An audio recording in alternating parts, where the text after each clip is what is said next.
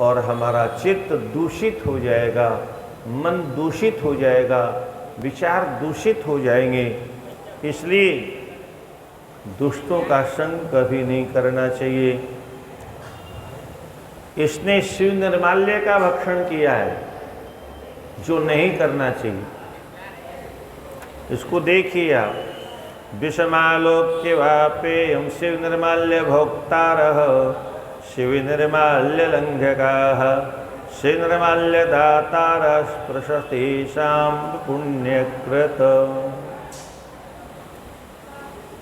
शिव निर्माल्य का जो शिव जी के ऊपर चढ़ा हुआ है पिंडी पर, उसको भोजन करने वाला, शिव निर्माल्य का पैरों से लंघन करने वाला, और शिव जी पर चढ़ा हुआ बेलपत्र अथवा फल फूल कुछ भी हो, उसका किसी को दान करने वाला अथवा उनका स्पर्श करने वाला अपने पुण्यों का विनाश करने वाला है। विषमालोक्य वापेयम शिवा स्पर्शनम परम सेवितव्यम शिवस्वम न प्राणे कंठगतेरपि।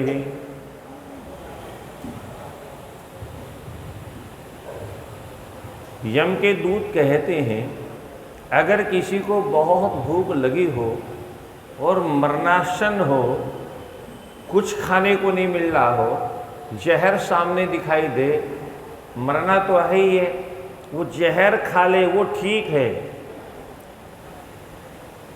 विषैला पदार्थ पान कर ले ठीक है, परंतु सेवितव्यम शिवस्वम न प्राणे कंठ गतेरपि। 30 नंबर का 18-30, प्राण कंठगत आ जाए तब भी शिव जी के ऊपर चढ़ा हुआ पदार्थ ग्रहण नहीं करना चाहिए। इयं प्रमाणं धर्मेषु यथा न तथा वयम् अस्ति चेत् धर्मलेशस्य गुणास्तं शृणुमो वयम्। धर्म के विषय में जैसे आप प्रमाण है, ऐसे हम भी प्रमाण हैं, क्योंकि हम धर्मराज के दूत हैं। हमको धर्म और अधर्म की शिक्षा दी जाती है, यही सब पाठ पढ़ाया जाता है। इसलिए इसके अंदर धर्म का लेश मात्र भी नहीं है। अगर है तो हमको सुनाओ इसमें क्या पुण्य है। तो शिव किंकरः ऊचुः किंकरः शिव धर्माये सूक्ष्मस्ते तु भवादृशेः स्थूल लक्ष्ये कथम लक्ष्यः लक्ष्याये सूक्ष्म दृष्टिभिः। भोले बाबा के गण कहते हैं, पाप और पुण्य की परिभाषा बिना सूक्ष्म दृष्टि के दिखाई नहीं देती। जिसके पास सूक्ष्म दृष्टि नहीं है, इसलिए महाभारत में धर्मराज युधिष्ठिर यक्ष से जब वार्तालाप होती है तो धर्म के विषय में जो पूछा, धर्म का वास्तविक स्वरूप क्या है, तो धर्मराज ने बहुत अद्भुत कहा। धर्मराज तो धर्मराज है। श्रुति प्रमाणम न स्मृति प्रमाणम, न तो श्रुति प्रमाण है न स्मृति प्रमाण है धर्म के विषय में। बहुत आश्चर्य की बात है। वेद कुछ कहता है, गीता कुछ कहती है, भागवत कुछ कहती है, रामायण कुछ कहती है, स्मृतियाँ कुछ कहती हैं, उपस्मृतियाँ कुछ कहती हैं, उपनिषदें कुछ कहती है। श्रुतिर्विभिन्नं स्मृतिर्विभिन्नं नेकोर्मुनिर्यस्य मतं प्रमाणं धर्मस्य तत्त्वं निहितो गुहायां महाजनो येन गतः स पंथः। श्रुतियों में कुछ लिखा है, स्मृतियों में कुछ लिखा है, इसलिए धर्म के विषय में ठीक ठीक मनुष्य निर्णय करेगा। ये बहुत कठिन काम है। कोई सामान्य व्यक्ति यह धर्म है, ये अधर्म है, ये पाप है, ये पुण्य है, इसका निर्णय कैसे करेगा? आज तो जिसको देखो वो धर्म पर स्पीच दे रहा है, जिसको देखो वो फेसबुक पर धर्मात्मा की पूंछ बन के घूम रहा है। जिसको देखो कोई पोस्ट डालता रहता है, काला अक्षर जिसको नहीं मालूम धर्म अधर्म है क्या, एक श्लोक जिसने अपने जीवन में नहीं पढ़ा, वह भी बड़े बड़े महात्माओं को गालियां देते हुए सुना जाता है। तुम पाखंडी हो, तुम दुनिया को लूट के पता नहीं क्या क्या बकते हैं। और धर्मराज युधिष्ठिर कहते हैं धर्म के विषय में सामान्य मनुष्य तो क्या, वेद शास्त्रों को पढ़ने के बाद में भी ठीक ठीक निर्णय नहीं किया जा सकता। क्यों? तो मनुष्य के पास में बुद्धि बहुत छोटी, समय बहुत कम है, चिंतन करने का समय नहीं उसके पास में। अब वो थोड़े से कम समय में सारे शास्त्रों को कैसे पढ़ेगा? बिना सारे शास्त्रों को पढ़े सारे शास्त्रों का समन्वय कैसे होगा? और बिना समन्वय किए ठीक मार्ग का चयन कैसे करेगा? तो बोले क्या फिर धर्म के विषय में हम अनजान ही बने रहे? क्या धर्म के विषय में हमें जानने का अधिकार नहीं है तो फिर हम धर्म के मार्ग पर चलेंगे कैसे? तो युधिष्ठिर ने अंतिम में ही की बात कही, महाजनो येन गतश्च पंथा। हमारे महापुरुषों ने जिस रास्ते का चयन किया, जिस पर वो चले, जिस पर चलने का हमको मार्गदर्शन दिया, उस मार्ग पर चलो। वह मार्ग सचमुच में सतमार्ग है, वह धर्म का मार्ग है, वह भगवान तक पहुंचाएगा। असज्जनों के मार्ग पर मत चलो, दुष्टों के मार्ग पर, कामी क्रोधी लोभी ईर्ष्या द्वेष मद मात्सर्य से सना हुआ। और आजकल मैकाले की शिक्षा पढ़ करके जो अंग्रेजों के आज भी गुलाम है, क्या जाने धर्म क्या है। इसलिए धर्म के विषय में बहुत सूक्ष्म दृष्टि से चिंतन करना पड़ता है। तो आप लोगों के पास में वह सूक्ष्म दृष्टि नहीं है, इसलिए आप लोग नहीं जान सकते। सुनो इसने कौन सा पुण्य किया।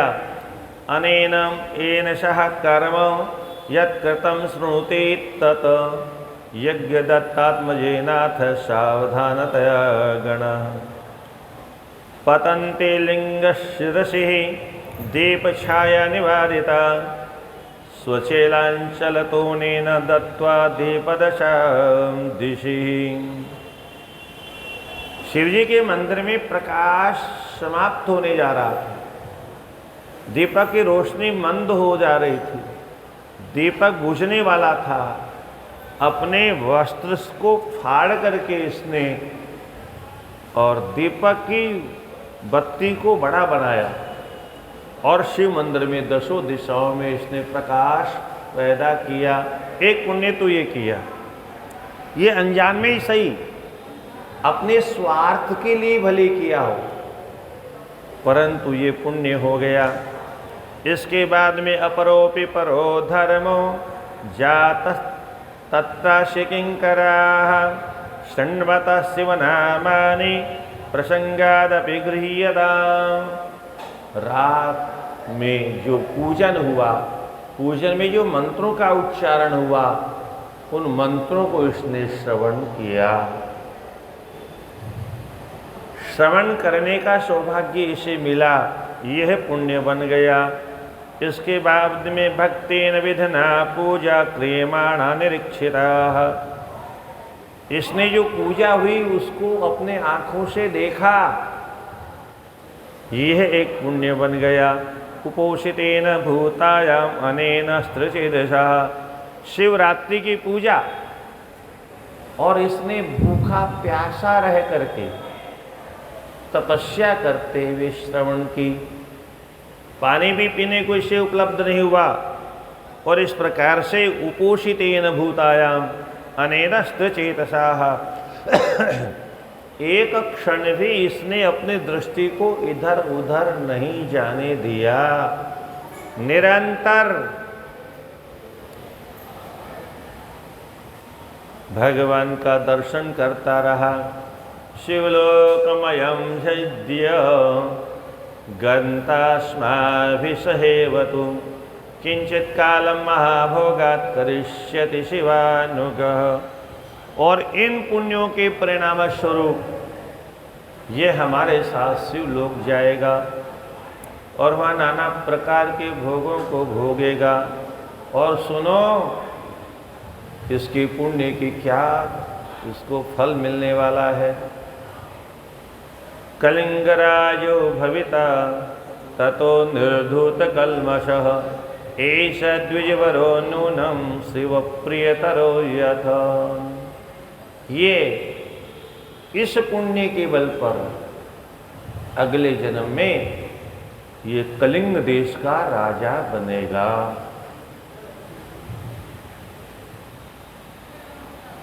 ईश द्विजरूनम शिव प्रियतरो यतः, भोले बाबा के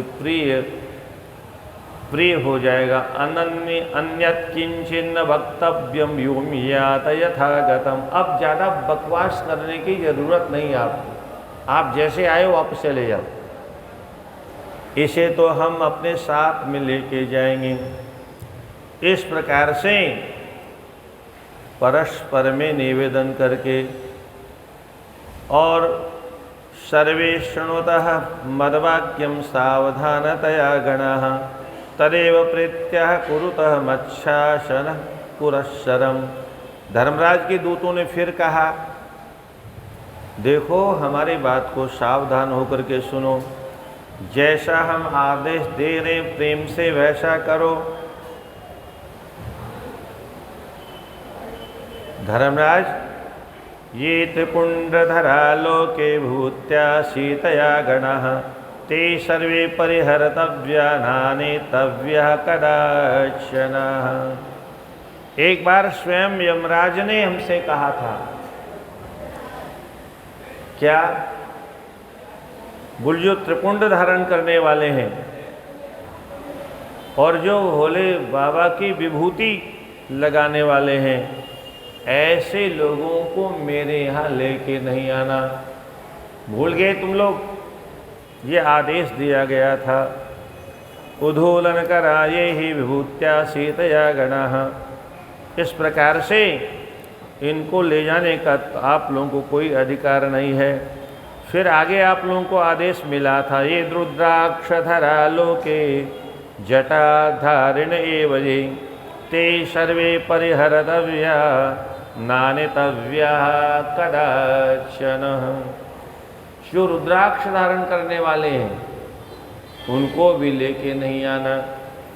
जो जटा धारण, अब जटा से तो कोई पुण्य नहीं बनाना, फिर भी भोले बाबा जटाधर हैं, इसलिए धुरजटी उनका नाम है। बोलो, जटा धारण करने वाला भी भगवान को बहुत प्रिय है। तो इनको निषेध किया लेने के लिए।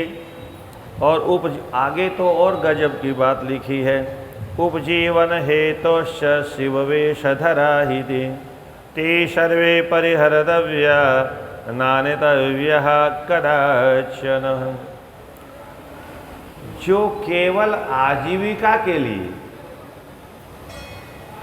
आजीविका चलाने के लिए, जीवन चलाने के लिए लाल पीले कपड़े पहन लिए, जटा रखा ली और शिव शिव करते हुए भीख मांगते हैं, तो ऐसे इतना भेष भी अगर है उसका, तो भी वह नरक में जाने लायक नहीं है।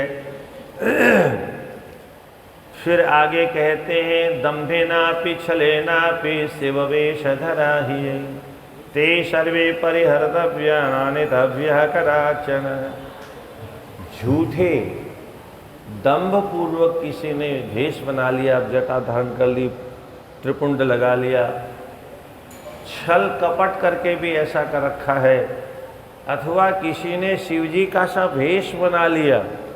कभी कभी मेले ठेले में शिवरात्रि आएगी तो कोई शिवजी का भेष बना के गंगा किनारे बैठ जाएगा और वहाँ कुछ उपलब्ध हो जाएगा इस आशा से। तो ऐसा जो शिव वेश धारण करने वाले हैं, उनको भी नरक में ले जाने का अधिकार नहीं है। एवमाज्ञापयामास संयमो निजकिंकरान् मत्वा तथिरिते सर्वे तुष्टिमासन् शुचिस्मिताः। ऐसा मान करके और वो जो गण थे यमराज के, उन्होंने वहाँ से जाने में ही अपना भला समझा और छोड़ के चले गए। और भगवान शिव के गण उसको लेकर के शिवलोक में पहुँच गए।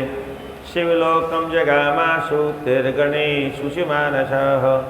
बड़े आनंद के साथ में शिवलोक में लेकर के पहुँचे और तत्र भुक्त्वा अखिलान् भोगान् संसेव्य च शिवा शिवौ अरिंदमस्य तनय कलिंगाधिपतेरभूत। वहाँ पर अपने विविध भोगों को भोग करके और भगवान शिव और शिवा, भगवान और भगवती की सेवा करके कालांतर में जब उसका वह शरीर समाप्त हुआ तो अरिंदमस्य तनयः, कलिंग देश में एक अरिंदम नाम के राजा थे। उस राजा के यहाँ राजकुमार बनकर के उसका दूसरा जन्म हुआ और कालांतर में पिता ने उसे अपनी गद्दी पर बैठा दिया। इस प्रकार से दमः इत्यभिधानो भूत शिव सेवा परायणः बालोपि शिशुभिः साकं शिव भक्तिं चकारः। उसका नाम रखा गया दम। इंद्रियों का जो दमन करने वाला है उसको इस रूप में दम नाम रखा। वह बाल्यावस्था से ही शिव भक्त था और छोटे छोटे बालकों के साथ में शिव जी की भक्ति करने का, मंदिर बनाने का। कभी कभी अब तो सब शहर हो गया, बालू कहीं रही नहीं, मट्टी कहीं रही नहीं।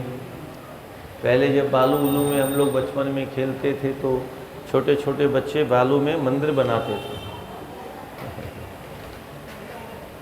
भूगा मेडी बना लें, उसी मंदिर बना लें, ये सब बच्चे खेल खेलते।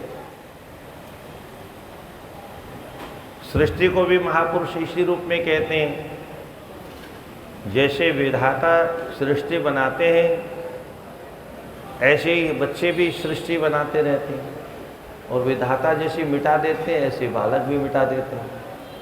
हंसते हंसते विधाता सृष्टि बनाते हैं, हंसते हंसते मिटा देते हैं।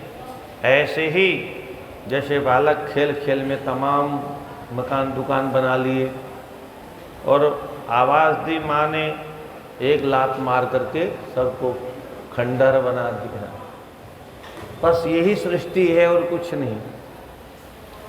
काल आने पर सृष्टि की रचना होती है और काल आने के ऊपर सृष्टि का श्रृंगार हो जाता है और उसी में हम आप सब जल की बुदबुदे की नाई पड़े हुए हैं, बनते हैं मिटते हैं, बनते हैं मिटते हैं, नाना प्रकार के स्वप्न देखते हैं। सपने की सृष्टि में और इस सृष्टि में कोई बहुत अंतर नहीं है। हम भी सृष्टि बनाते हैं, केवल भगवान ही नहीं बनाते।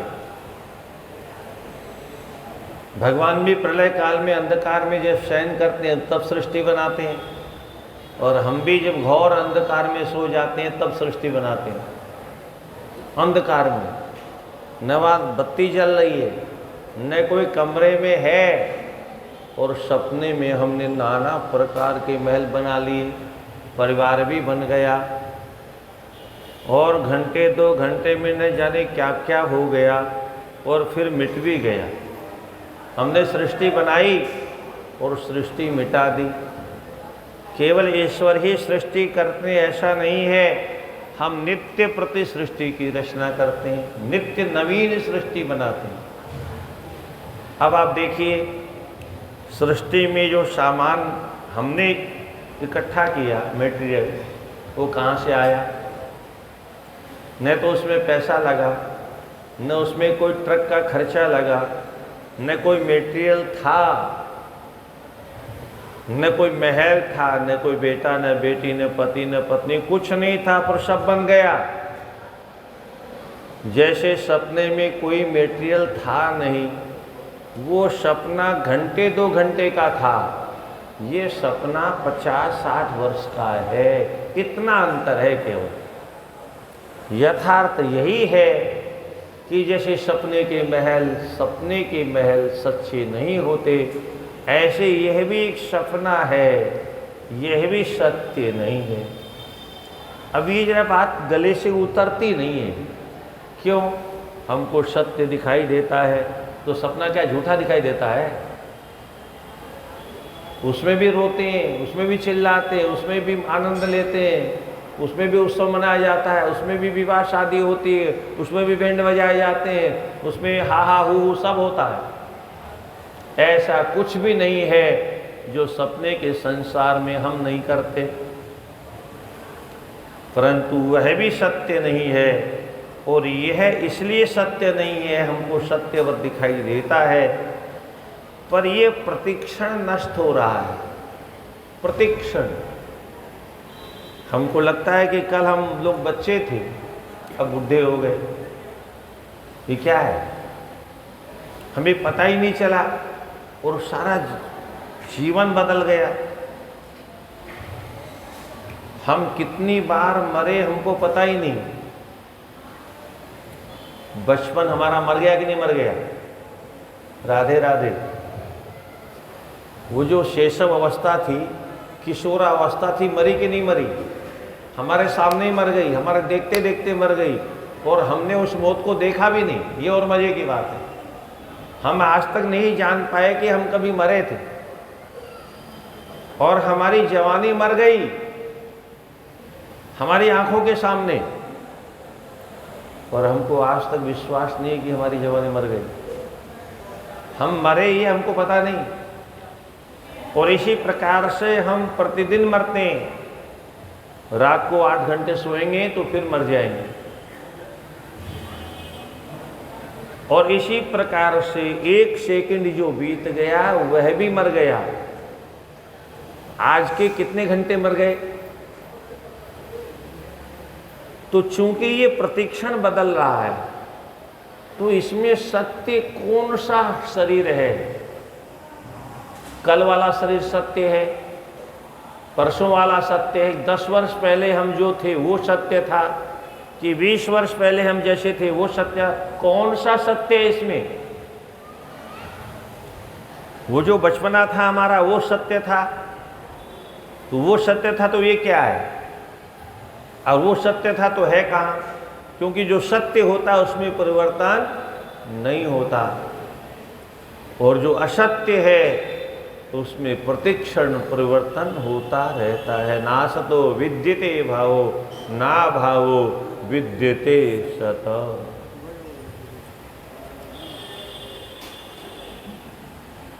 जो सत है उसका भाव नहीं, जो असत है उसका मतलब शास्त्रों में हर जगह लिखा हुआ है, पर बाहरे ईश्वर की माया अद्भुत निर्माण किया है। हर क्षण हम मर रहे हैं, पर आज तक हमने अपनी मृत्यु को कभी देखा नहीं, कभी नहीं देखा। 1-1 सेकंड हम मर रहे हैं। देहापत्यकलत्ररीश्वात्म सैन्य सुसस्वपि तेषां प्रमत्तो निधनं पश्यन्नपि न पश्यति। सुखदेव जी महाराज कहते हैं, परीक्षित ये रोज प्रतिक्षण अपनी मौत को देखता है, रात को रोज मर करके उठता है, और गहरी नींद में जब हम हो जाते हैं, एक तो जागृत अवस्था होती है, एक स्वप्न अवस्था होती। सुषुप्ति अवस्था में जब पहुंच जाते हैं तो वहां स्वप्न में नहीं पहुंचता है। एकदम गहरी नींद में जब पहुंच जाते हैं वहां तो स्वप्न से ऊपर पहुंच जाते हैं,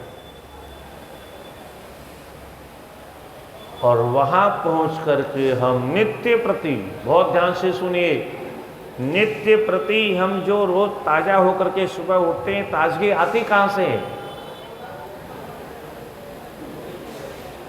वो सुषुप्ति अवस्था में उसके ऊपर जो तुरीय अवस्था है वहाँ पहुँच करके हम उस परम, वहाँ तो कर योगी लोग पहुँचते हैं, पर सुषुप्ति अवस्था में पहुँच करके हम उस परम पिता परमात्मा के बहुत निकट पहुँच जाते हैं। जैसे सूर्य के सामने अंधकार नहीं होता, ऐसे ही जब परमात्मा के निकट पहुँच जाते हैं तो वहाँ स्वप्न भी नहीं आता, वहाँ दुख सुख भी नहीं लगता, वहाँ किसी प्रकार का दुख सुख, सुख की भी गति नहीं है, दुख की भी गति नहीं है। और उतनी देर में जब हम ठाकुर जी से मिल लेते हैं तो परमात्मा की शक्ति का हमारे शरीर के भीतर संचार होता है, और सुबह से शाम तक जो थका हुआ मनुष्य बिस्तर पर बेहोश होकर गिर गया था, शक्तिहीन हो गया था, लगा कि आज तो प्राण ही चले गए, अब धीरे धीरे वहाँ से शक्ति प्राप्त करके धीरे धीरे सुबह जब उठता है तो लगता है हम तरोताजा हो गए। और रोज वहाँ से शक्ति प्राप्त करते हैं, रोज उस शक्ति का क्षरण करते हैं, समाज में दिन भर उसी का व्यय करते हैं, खर्च करते हैं, फिर शक्तिहीन होकर के फिर ये जीवात्मा परमात्मा से रात्रि में सुषुप्ति की अवस्था में एकाकार होकर के वहाँ से शक्ति का संग्रह करता है, और इस क्रम से हमारा जीवन थोड़ा बहुत धक्का खाते हुए चल रहा है। बिना परमात्मा की शक्ति के हम यह जीवन भी जी नहीं सकते। तो ये दम नाम का जो बालक है, क्रमाद राज्यमवापाथ पितुर परते युवा, युवा अवस्था में ही ये पिता की राज्य गद्दी के ऊपर बैठ गया। पर इसकी सबसे बड़ी विशेषता क्या थी? क्योंकि पूर्व जन्म में इसने दीपक की महिमा को जाना था। मंदिर में दीपक जलाने की महिमा क्या है, उसके फल स्वरूप आज यहाँ पर यह राजा बना है, राजकुल में इसका जन्म हुआ है। इसलिए इसने दीपक की महिमा को जानने के कारण दूसरा कुछ नहीं करना, केवल भगवान के मंदिरों में दीपक की व्यवस्था करना। नान्यम धर्मम न जानाति स जानाति दुर्दमो भूपतिर्दमः शिवालयेषु सर्वेषु देवदानादृते द्वियः। वह दुष्टों का दमन करने वाला राजा दम दूसरे किसी धर्म की ओर उसकी बुद्धि आकृष्ट नहीं होती थी। केवल शिवालयों में सर्वत्र दीपक की व्यवस्था करना, यही उसने अपना धर्म समझ लिया। इसके अलावा दूसरा कोई काम नहीं करता था, दीपदान करता। ग्रामाधीशान समाहूय सर्वान् सविषय स्थितान् इत्थमाज्ञापयामास दीपाध्येया शिवालय। अपने सारे जो छोटे छोटे गांवों के पंचायत के सरपंच इत्यादि जो भी थे, ग्रामाधीश, ग्राम के स्वामी, सरपंच इत्यादि, उन सब को बुला लिया। आजकल शहर में होते हैं और नगर निगम का अध्यक्ष होता है। ऐसे सब लोगों को बुला के कहा, सुनो, मेरी आज्ञा को ध्यान से सुनो और इसको सदा सर्वदा पालन करना है। जो इसके विरुद्ध काम करेगा वह दंड का पात्र बनेगा। सभी शिवालयों में दीपक रात भर जलना चाहिए। अब आजकल के नास्तिक लोग क्या कहते हैं, जब कोई शिव जी पर दूध चढ़ाता है, अब सावन का महीना है, न जाते कितने करोड़ों टन दूध शिव जी पी जाते हैं। जो अंग्रेजी पढ़े हुए हैं ना, वो जो विदेशियों के आज भी गुलाम है, मैकाले की शिक्षा पढ़ करके उनको बहुत दर्द होता है। वो कहते हैं देखो कैसे बेवकूफ लोग हैं, लोगों को तो दूध पीने को नहीं मिल रहा और ये भोले बाबा को बहाए जा रहे हैं, नाली में बहाए जा रहे हैं। ऐसे लोगों से हम लोग इस व्यास गद्दी से कहा करते हैं, तुम्हें नहीं मिल रहा है, तुम्हारी औलाद को नहीं मिल रहा है, तुम्हारी संतान को नहीं मिल रहा है, अथवा किसी की संतान को नहीं मिल रहा है, तो ये उसके पाप का परिणाम है। तुम्हारे बच्चे कुपोषण के शिकार हैं, इसलिए नहीं है कि दूध वहाँ चढ़ाया जा रहा है। तुमने कभी पूजा पाठ नहीं किया, तुमने कभी साधना आराधना नहीं की, तुम्हारे खानदान वालों ने केवल गालियाँ दी, मंदिरों को, पंडितों को केवल गालियाँ दी, धर्मशास्त्रों को केवल गालियाँ दी, इसलिए उसके पाप का फल भोग रहे। अन्यथा हमारे देश में तो दूध दही की नदियाँ बहती। आप लोगों ने सुना होगा, एक बार नारद जी ब्रिज में गए तो कुछ गोपिकाएं यशोदा के यहाँ से आ रही थी, तो पूछा, देवी वो कहाँ गई थी? बोले यशोदा को शिकायत करने। बोले किस बात की? बोले इसका जो लाडला है ना, हमारे घर में दूध दही चुरा के पी जाता है, खा जाता है। तो नारद जी कहते हैं, चोरी गोपी एक बात बताओ, वो सचमुच में तुम्हारा हिस्सा तुम्हारे घर का है कि उसका अपना है? बोले हमारा है। तो नारद जी ने कहा, एक बात बताओ, तुम्हारे घर में कन्हैया के आने से पहले गाय कितना दूध देती थी? बोले 10 किलो। बोले अब कितना देती है? बोले 15 किलो। तो बोले वो 5 किलो जो बढ़ गया वो तुम्हारा है कि तुम्हारे बाप का है कि तुम्हारे कसम का है? अरे कन्हैया ने उसको अपने लिए बढ़ाया, ईश्वर ने अपने ईश्वरत्व का दर्शन करा के तुम्हारे हिस्से वाला दूध नहीं छूता है, वो तुम्हारा अहोभाग्य है। तुम्हें अपने हाथों से दूध दू करके कन्हैया की सेवा करने का अवसर दे रहा है, भगवान की सेवा का अवसर दे रहा है। जब से भगवान का जन्म इस धरती पर हुआ है, तब से धरती का सौभाग्योदय हो गया है। तुलसीदास जी रामावतार की पूर्व पीठिका में संकेत करते, जा दिन हरि गर्भ में आए, सकल लोक सुख संपत्ति छाए। जा दिन ते हरि गर्भ ही आए, सकल लोक सुख संपत्ति छाए। मतलब क्या है? क्या पहले सुख संपत्ति नहीं थी? बोलो थी, पर अब चौगुनी हो गई। चार और आनंद ही आनंद की वर्षा हो रही है, सुख संपत्ति की वर्षा हो रही है। सब धनवान हो गए, सब ज्ञानवान हो गए, सब बुद्धिमान हो गए, सब बलवान हो गए, सब रूपवान हो गए। ये किसके बल पर? अभी भगवान आए नहीं।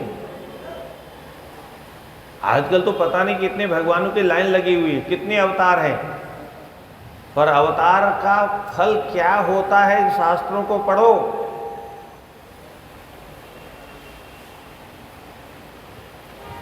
भगवान अभी आए नहीं। गर्भ में आने का नाटक किया, गर्भ में भी नहीं आए, केवल नाटक है वायु का, परंतु भगवान आने वाले हैं।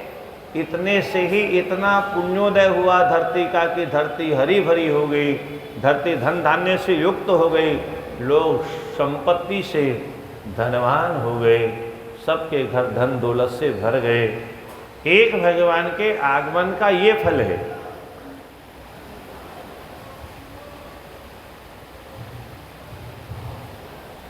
और जिन भगवानों को लोग आजकल पता नहीं कहाँ कहाँ से भूत प्रेत की पूजा करते हैं, कभी कभी अब तो थोड़ा फिर भी कुछ ठीक हुआ, नहीं तो 5-5 मील से लोग महाराष्ट्र में पानी लाते, जहाँ पर साईं को भगवान बना करके पूजा करते हैं, उधर इतना अकाल पड़ता है, वो साईं बाबा क्या करते हैं पता नहीं।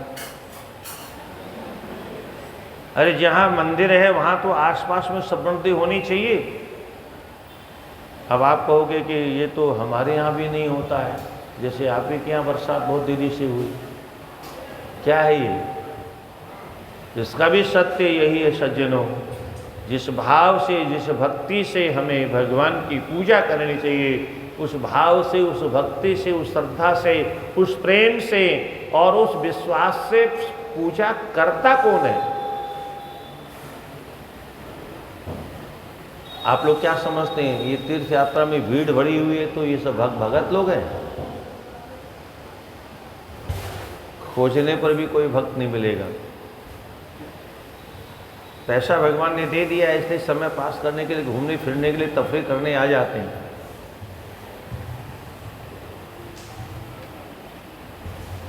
और एक और विशेष बात आपको बताऊं, जिस मंदिर में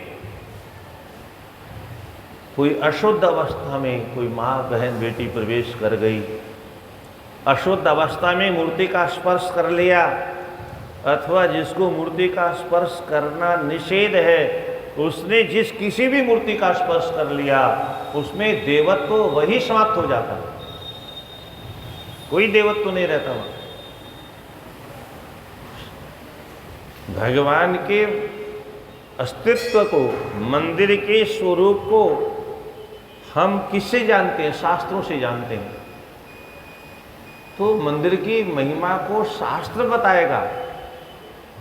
मंदिर कैसा होता है, मंदिर में मूर्ति कैसी होती है, मंदिर में भगवान कब तक रहते हैं, किस विधि से भगवान की प्रतिष्ठा वहाँ होती है, और किस विधि का पालन करने से भगवान में भगवत्ता रहेगी, ईश्वर में ईश्वरत्व रहेगा, और किस विधि का उल्लंघन करने के बाद ईश्वर का ईश्वरत्व समाप्त हो जाएगा, ये शास्त्र बताता है। इसलिए पूजा करते समय शास्त्र को सामने रखना है, मंदिर जाते समय शास्त्र को सामने रखना है, तीर्थों में जाते समय शास्त्रों को सामने रखते तब तीर्थ यात्रा करनी चाहिए। हमारा धन शुद्ध नहीं है, तन शुद्ध नहीं है, मन शुद्ध नहीं है, इंद्रियां शुद्ध नहीं है, काम क्रोध लोभ ईर्ष्या द्वेष मद मात्सर्य से पूरा जीवन भरा हुआ है, पाप करते करते न जाने कितने पाप किए हमने, और अब चल दिए मंदिर में, तीर्थों में। तो भगवान क्या करेंगे वहां पर? एक भी भक्त जब मंदिर में नहीं पहुंचेगा, एक भी भक्त श्रद्धा से पूजा नहीं करेगा, केवल दुनिया को दिखाने के लिए कावड़ उठाई, मीडिया में फोटो दो, क्या हम कावड़ लेके जा रहे हैं, तो भगवान को तो बिना फोटो के भी पहुंच रही है फोटो तुम्हारे, वहां तो मीडिया की जरूरत नहीं है ना। अब आप लोग देखते होंगे जब नेता लोग आते हैं तो मीडिया लोग पूजा करने की फोटो, आरती करने की फोटो है।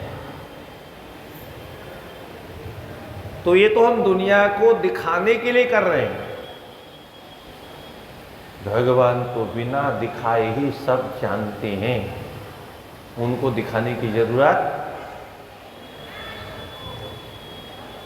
ईश्वर बाहर भी बैठे हैं, भीतर भी बैठे हैं, अंतर्यामी भी हैं, बाहर बहिर्यामी भी हैं। जैसे वायु भीतर भी है हमारे, बाहर भी है, आकाश हमारे भीतर भी है, आकाश हमारे बाहर भी है, अग्नि हमारे भीतर भी है, अग्नि हमारे बाहर भी है, पृथ्वी हमारे भीतर भी है, पृथ्वी हमारे बाहर भी है, जल हमारे भीतर भी है, जल हमारे बाहर भी है, प्रकाश हमारे भीतर भी है, प्रकाश, सब कुछ बाहर भीतर है। तो ईश्वर तो सर्वत्र विद्यमान है। वो फल किसका देगा? भाव का, भक्ति का, श्रद्धा का, विश्वास का, प्रेम का फल देगा।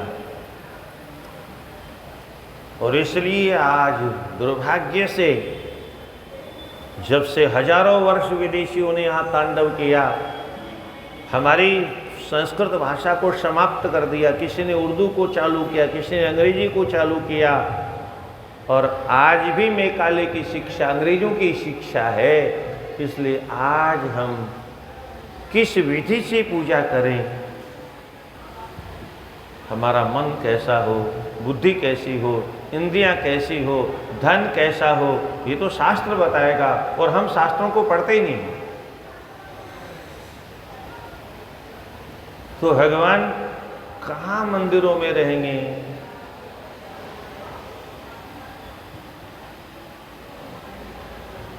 हजारों लाखों की भीड़ में भी अगर कोई भक्त होगा तो भगवान उसको वहीं पहचान लेंगे और वो जो फल देना होगा वहीं दे देंगे।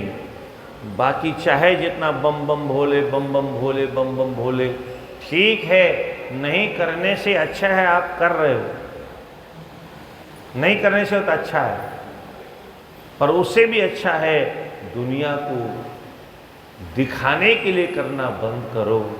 केवल हम तो रामायण का पाठ भी करते हैं तो घर में माइक आना चाहिए। अखंड पाठ होता ना तो बिना माइक के पाठ नहीं होता, क्योंकि लोग नहीं सुनेंगे तो हम भक्त कैसे होंगे। भक्त तो तभी होंगे जब लोग सुनेंगे। अरे हम भक्त कब होंगे जब परमात्मा सुनेंगे, वहाँ तक हमारी ध्वनि पहुँचेगी। और वहाँ तक ध्वनि पहुँचाने के लिए आजकल बहुत महीनों से लाउड स्पीकर का बड़ा हल्ला हो रहा है। कभी महाराष्ट्र में होता है, कभी यूपी में होता है। कबीरदास ने भी वो लिखा, सबको छोड़ा नहीं किसी को भी। कांकर पाथर जोर के मस्जिद लई छिनाए, ता चढ़ी मुल्ला बाग दे क्या बहरा हुआ खुदा। वो चिल्ला, अरे वो सुन नहीं रहा है, बहरा है वो। ऐसे ही मूड मुड़ाने पर कहते, मूड मुड़ाए हरि मिले तो सब कोई ले ये मुड़ाए, और बार बार के मूडते भेड़ बैकुंठ न जा। सबको लपेटा, किसी को छोड़ा नहीं। मूड बनाने से अगर भगवान मिल जाए तो भेड़ तो हर साल, कभी कभी तो साल में 2 बार कतर ली जाती है। हमारे अंतःकरण, मूडने का मतलब क्या होता है? मूडना, मूडना। हमारे वृंदावन में मुड़िया पुण्य है, गुरु पूर्णिमा को मुड़िया पुण्य कहते हैं।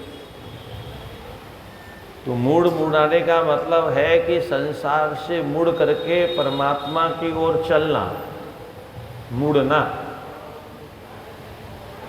अब जिधर चल रहे थे उधर से मुड़ करके परमात्मा की ओर, उस दिशा में चलना है, उस दिशा में देखना ही नहीं है। पर मुड़ मुड़ा लिया, चल उसी दिशा में रहे, काम वही कर रहे हैं। अपने हाथों से अपना तर्पण कर दिया और फिर भी वही काम कर रहे हैं, क्या फायदा हो। इसलिए केवल भगवान के मंदिर में जाने मात्र से फल मिल जाएगा।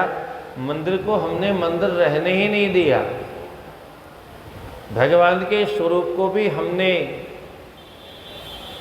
क्या, अब आप कहोगे कि भगवान का स्वरूप ऐसा है जो किसी के भी स्पर्श करने से, किसी के छूने से, किसी के मंदिर में घुसने से भगवान का तेज गायब हो जाए, तो ऐसा भगवान, फिर भगवान कैसा?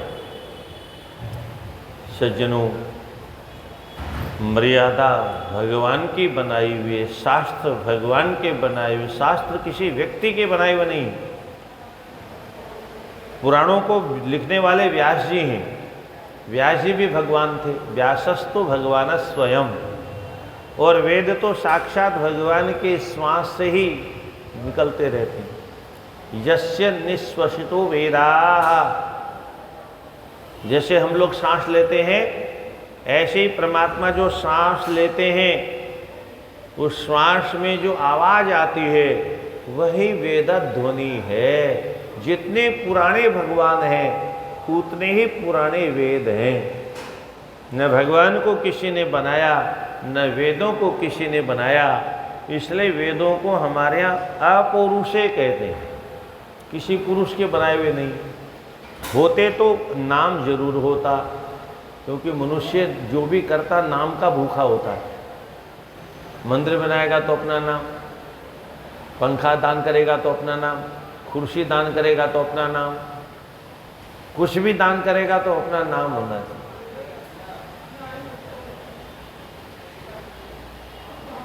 वेदों में किसी का नाम नहीं। एक छोटी सी कविता भी लोग लिखते हैं ना, तो कविता के अंत में अपना नाम जोड़ देते हैं, कह गिरधर कविराय अपना नाम जोड़ देते हैं। क्योंकि केशव कवि, तुलसीदास जी ने सब जगह अपना नाम जोड़ा, कबीरदास ने सब जगह अपना नाम जोड़ा, तो सूरदास जी ने अपना नाम जोड़ा। जो जो कवि हुए सबने अपने अपने कविताओं में भजनों के बाद में अपना नाम अवश्य जोड़ा। मतलब क्या, कोई मनुष्य अगर कुछ बनाएगा तो उसको अहंकार होता है कि मैंने बनाया, इसलिए लोग जाने कि मैंने बनाया, मेरे द्वारा बनाया गया। पर भगवान ने तो सारा संसार बनाया, फिर भी किसी को ये नहीं कहा कि मैंने बनाया। तो मानो तो अच्छा, नहीं मानो तो अच्छा, बता दिया, फिर हमको स्वतंत्र छोड़ दिए। सब कुछ परमात्मा ने दिया हमको, पर ठाकुर जी ने कभी नहीं कहा देखो मैं दे रहा हूँ। सुदामा जी को भगवान ने दिया, कहाँ पर? हाथ में, झोली में, पोटली में नहीं दिया, चुपके से दे दिया। रात भर सब कुछ बन गया, पर सुदामा को दिखा करके नहीं दिया कि मैंने दिया। न सुशीला को दिखा के दिया कि मैंने दिया, रात रात सब हो गया। ऐसे ही सब कुछ हमें मिलता है परमात्मा की कृपा से ही, पर परमात्मा इतने कृपालु हैं, इतने दयालु हैं, वो ये नहीं चाहते कि हम उनके एहसान के नीचे दब के रहें। क्योंकि सामने देंगे तो पता चल जाएगा, कोई देखेगा उसको पता चल जाएगा। हम किसी को कर्जा देते हैं तो लिखा पढ़ी करके देते हैं, अथवा 10 आदमी के बीच में देते हैं, गवाही, कोई तो गवाही देगा। पर ठाकुर जी को गवाह की जरूरत नहीं, क्योंकि उनको वाहवाह की जरूरत नहीं, कोई हमारी वाहवाह करे। इसलिए दुनिया वाले दिखा के देते हैं, ठाकुर जी छिपा के देते हैं। इसलिए हमको ठाकुर जी देते हुए दिखाई देते नहीं, इसलिए कोई ठाकुर जी का नाम लेता नहीं। हमने किया, हमने किया, हमने किया, हम कर रहे हैं, हम करेंगे, ये हमारा किया हुआ।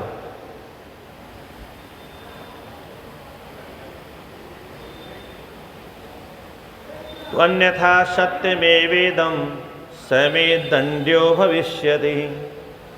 अगर मेरी आज्ञा का कोई उल्लंघन करेगा, देखो इसीलिए हमारा शास्त्र कहता है यथा राजा तथा प्रजा, जैसा राजा होता है वैसी प्रजा होती है। यहाँ के राजा ने आदेश दिया, जैसे यूपी का बाबा बुलडोजर बाबा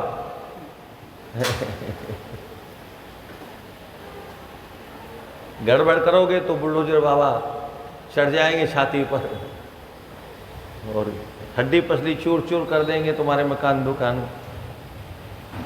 तो यही राजा का, यही क्षत्रिय का क्षत्रित्व है। अगर ये क्षत्रिय के अंदर नहीं है तो फिर वो क्षत्रिय हो ही नहीं सकता।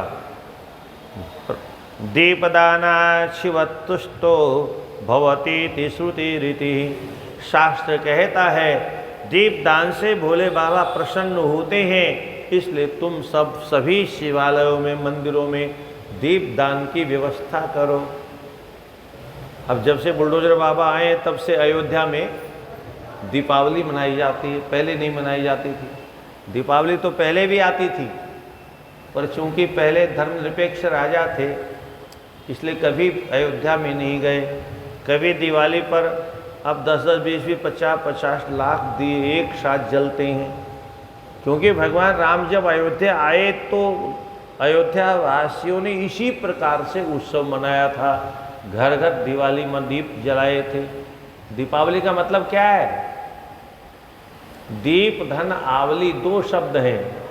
दीप आवली मानी पंक्ति, दियों की पंक्ति, दियों की पंक्ति का नाम दीपावली है, जब पंक्तियों में दीपक जलाए जाते हैं। उसी राम जी के आगमन के प्रसन्नता में, अयोध्या में नहीं पूरे भारतवर्ष में आज भी दीपावली मनाई जाती है। पर हमारे दुर्भाग्य से हमें कोर्ट से पूछना पड़ रहा है, जो अंग्रेजी पढ़े कि राम जी कहाँ हुए। ये जो मुकदमा चल रहा था तो सूरदास जी, सुनाम धन्य राम भद्राचार्य, वाल्मीकि रामायण में बोलो खोलो, तुम बोलेंगे हम, तुम खोलो कहाँ कहाँ लिखा हुआ है। उन्होंने कोर्ट में प्रमाण दी और उसके बाद में मुकदमे का निर्णय हुआ। वो पहले से कहते थे राम मंदिर बनेगा। विद्वानों की इसलिए आवश्यकता है सज्जनों, ऐसे विद्वान आज भारतवर्ष में हैं, इसलिए प्रमाण देने वाले लोग उपस्थित थे। विश्वनाथ के मंदिर का भी इसी प्रकार से प्रमाण देने वाले आज तो हैं, पर कल कहाँ मिलेंगे। इसलिए प्रत्येक विद्यालय में हमें व्याकरण का अध्ययन करवाना चाहिए गंभीरता से। रामदेव बाबा यहाँ के बड़े बड़े विद्वानों को ले जाते हैं, 5-5, 8-8, 10-10 लाख रुपए महीना देते हैं और अपने यहाँ विद्वान तैयार कर रहे हैं। हमारे यहाँ एक भी कोई ऐसा संत महात्मा नहीं है जो एक भी विद्वान तैयार करने का प्रयास करे। सनातन धर्म की रक्षा कैसे होगी?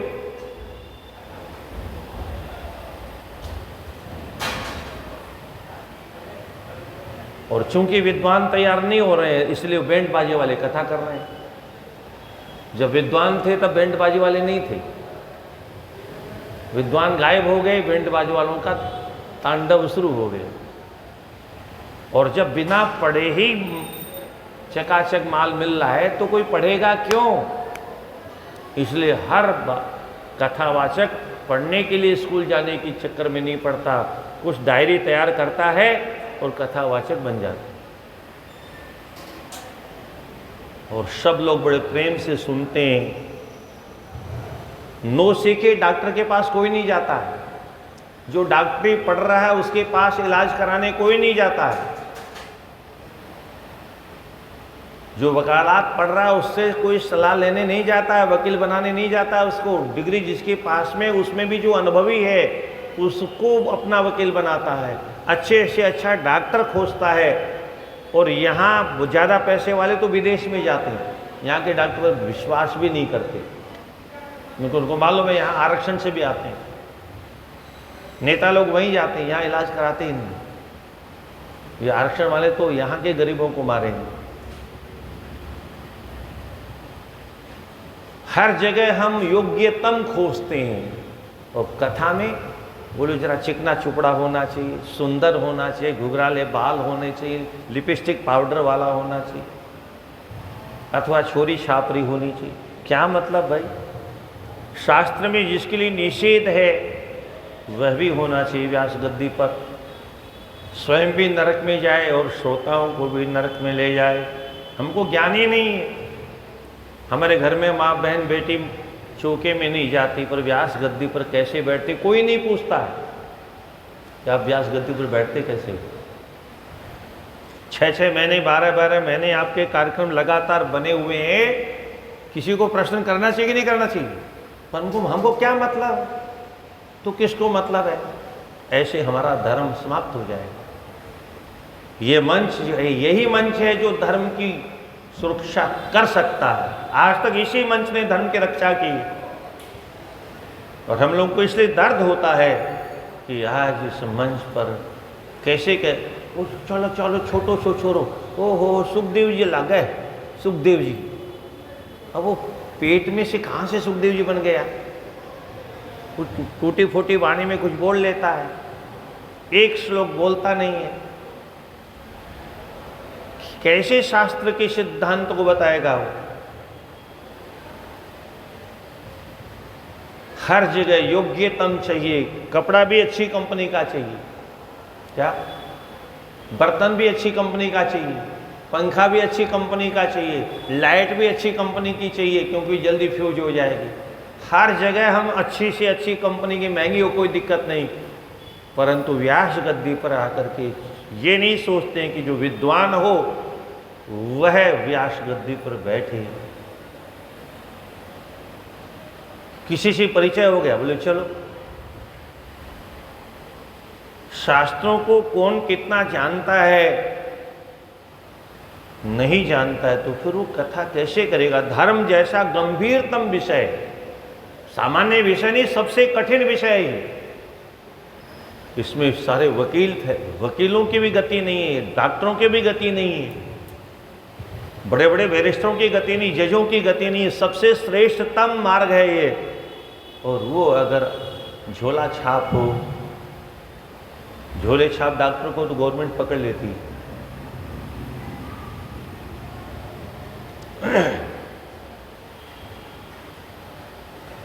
यस्याभिमतो ग्रामं यावन्तः शिवालयाः तत्र तत्र सदा दीपो द्योतनीयो अविचारितम्। जिस जिसके गांव में जो जो शिवालय, जो जो मंदिर है, उस गांव के सरपंच को आदेश दिया वहाँ वहाँ रात में दीपक की व्यवस्था होनी चाहिए। किसने? राजा ने आदेश दिया। इसलिए यथा राजा तथा प्रजा। आज राजा पूजा नहीं करता तो प्रजा क्यों करेगी?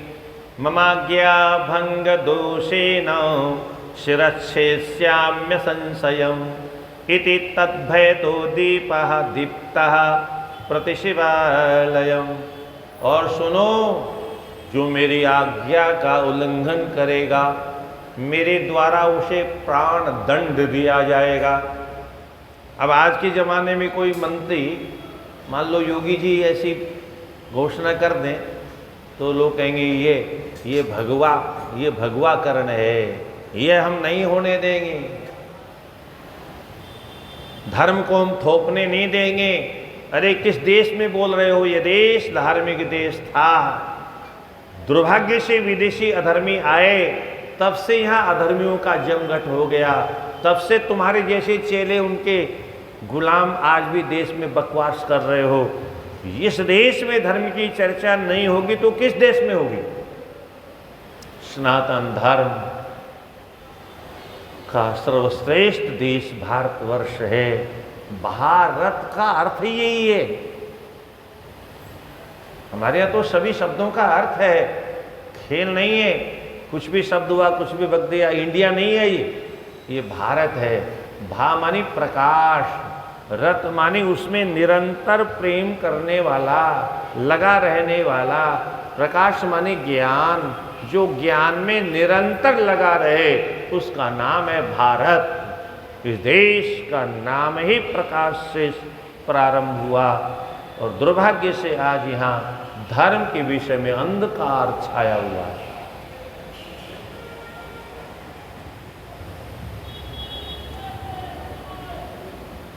विवाह शादी हनुमान चालीसा सच हो जाती क्या? क्या होगा उस विवाह का? क्यों हो जाती है? क्योंकि हम विद्वान तैयार नहीं कर रहे हैं। और माता पिता भी हैं, एक बेटे से कहते हैं जल्दी कमाओ, जल्दी कमाओ, जल्दी कमाओ। क्या पढ़ा क्या नहीं पढ़ा इससे मतलब नहीं, कमाओ। तो मया ममाज्ञा भंग दोषेण शिरच्छेस्यामि न संशय। मेरी आज्ञा का जो उल्लंघन करेगा उसको मैं प्राण दंड दूंगा। अनेनैव हि धर्मेण यावज्जीवं दमो नृप धर्मार्थी महतीं प्राप्य काल धर्मं वशं गतः। इस प्रकार से धर्म का जीवन भर आचरण करते हुए, जब तक जीवन रहा धर्म का आचरण किया, अंतिम में भगवत धाम की प्राप्ति की। सदीपावास नायोगात् बहुन दीपान् प्रदीप्यवे अलकायः पतिरभूत रत्न दीप शिखाश्रयः। वह जो दम नाम का राजा मृत्यु को प्राप्त हुआ, इस देश का राजा होने के बाद, कलिंग देश का राजा होने के बाद, कलिंग कहते हैं आज का उड़ीसा, आज का जो उड़ीसा प्रांत है वो कलिंग है। अंग बंग कलिंगेशु। अब ये बात थोड़ी सी अलग है। अंग बंग कलिंगेशु सौराष्ट्रे मगधेशु च बिना तीर्थ यात्रा गत्वा चांद्रायणम चरेत, ऐसा लिखा। अंग देश में, बंग देश में, बंगाल में, ये सब विचित्र देश हैं शास्त्रों की दृष्टि में। हालांकि भाई भाई थे सब, जिन्होंने इन देशों को बसाया, शास्त्रों में सभी की चर्चा है।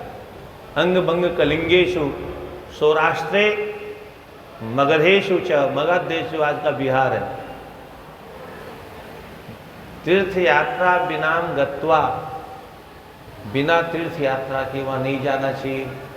आपने अच्छा किया, राधे राधे, जो बिहार छोड़ के गुजरात में भाग गए। वह रहना नहीं चाहिए, जाना ही नीचे लिखा है। वहां तो भूरे बाल साफ करो का नारा लगता है, भूरे बाल साफ करो। बिना तीर्थ यात्रा के कुछ देश ऐसे हैं नहीं जाना चाहिए। तीर्थ यात्रा बिना अगर जाए, अब समुद्र पार के तो बहुत दूर की बात है, इसी देश के लिए लिखा हुआ है। भारतवर्ष में ही विविध देशों में, विविध राज्यों में नहीं जाना चाहिए। अब शास्त्र को जो मानता है वो मानता, नहीं मानता वो अपनी उसकी मर्जी है। नहीं मानने वाले के लिए कुछ भी नहीं है, मानने वाले के लिए नियम है। नहीं मानने वाला आज भी चोरी करता है, आज भी डाका डालता है, आज भी हत्या करता है और फिर फांसी पर चढ़ जाता है। तो वह इस फल के परिणाम स्वरूप अलकापुरी का स्वामी हुए। अलका मतलब कुबेर की नगरी में उनको वहाँ का आधिपत्य मिला।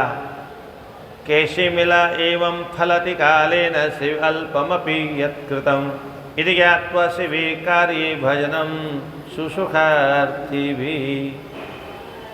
यहाँ लिखा है शिवे अल्पमपि यत्कृतम्, भोले बाबा, इसीलिए इनका नाम भोले बाबा है, भोले भंडारी। अब किसी भोले को भंडारी बना दो तो क्या करेगा? क्या चाहिए? ये बोल ले जा भैया ले जा। अब भोले तो अपने मस्ती में लगे, जिसको जो मर्जी ले जा रहा निकाल निकाल कर है। अब भोले बाबा को किसी को बैठा दोगे भंडार में तो क्या करेगा? मन मर्जी चाहे जितना साफ कर देगा। तो भोले बाबा ऐसे भोले बाबा हैं कि थोड़ा सा भी कोई पुण्य करे उसको भी बहुत फल देते हैं, इसलिए इनका नाम भोलेनाथ है। दशरथ जी ने भी एक बार प्रार्थना की इन भोले बाबा से, क्योंकि उनको भी मालूम था ये भोले बाबा हैं, अगर हमारी बात मान ली तो हमारा तो चकाचक हो जाएगा, नहीं तो हम तो मारे गए बेमौत।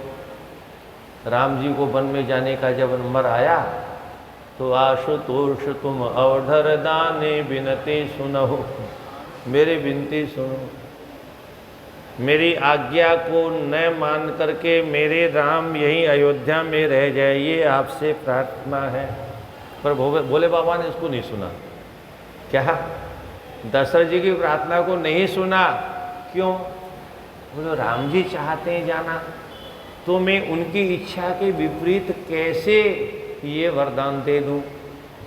हो यही सो जो राम रचि राखा।